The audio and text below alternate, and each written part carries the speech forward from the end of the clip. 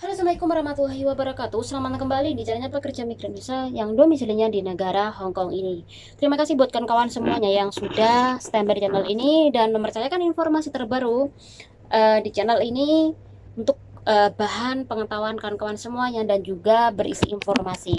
Dan kali ini akan membahas sebuah kasus tentang perkaos yang dilakukan oleh juragan laki-lakinya dan juragan perempuannya terhadap PRT asal PL.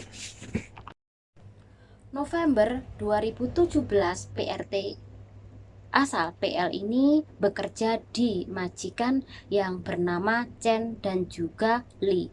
Li ini adalah majikan perempuan yang umurnya 36 tahun dan Chen ini umurnya adalah 48 tahun. Dari pasangan tersebut ini memiliki dua anak, yang anak perempuan yang umurnya 8 tahun dan anak laki-laki yang umurnya 1,5 tahun. Jadi mbaknya ini disuruh menjaga kedua anaknya ya.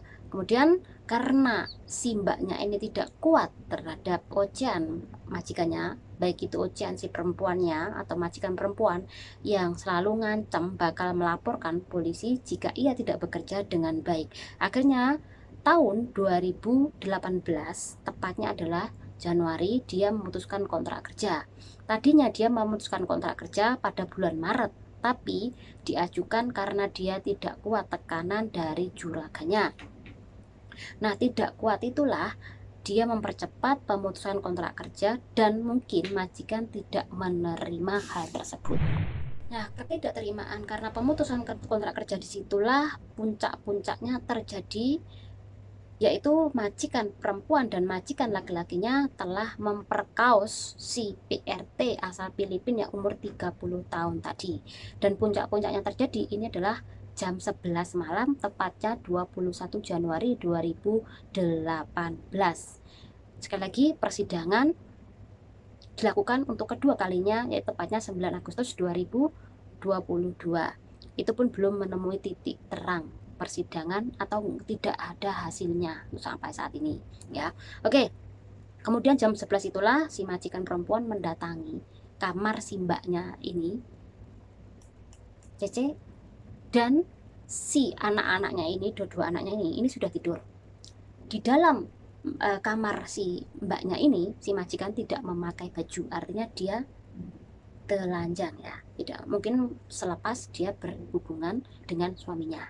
Dari situlah si majikannya yang tidak memakai baju itu bilang sama si mbaknya ini kalau suaminya dia pengen melakukan wik-wik sama kamu dan dia akan membayar dengan uang ke kamu. Selepas si majikan perempuan ini ngomong seperti itu, si majikan laki-lakinya pun datang, itu pun tidak memakai baju juga, datang dan langsung melakukan wik-wik sama si PRT-nya ini. Tapi si mbak atau PRT-nya ini menolak.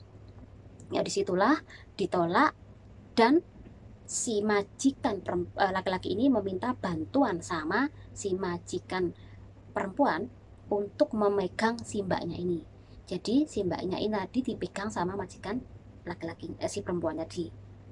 Selepas dia dipegang, disitulah si majikan mencoba melakukan quick terhadap si PRT-nya, tapi belum bisa ya, belum bisa karena belum mencapai puncak dan dia dibantu oleh majikan perempuannya ini juga melakukan raba-raba ke seluruh tubuh si mbak PRT-nya dan juga telah melakukan raba-raba terhadap suaminya agar suaminya ini bergairah banget ya. Jadi kedua orang itu telah melakukan sama-sama perkaos atau wik-wik terhadap mbak Cici-nya. Jadi pas mbaknya ini diperkaos oleh bos laki-lakinya, si bos laki-lakinya ini meminta bantuan sama istrinya untuk memegangi dan istrinya langsung berkata, "Oke, siap." Nah, lepas itu sambil tertawa melihat si mbaknya ini dipaksa melayani si suaminya. Intinya aku rasa dua orang itu agak senting ya, atau mungkin karena saking mangkel memutuskan kontrak kerja, akhirnya si juragan jadi seperti itu.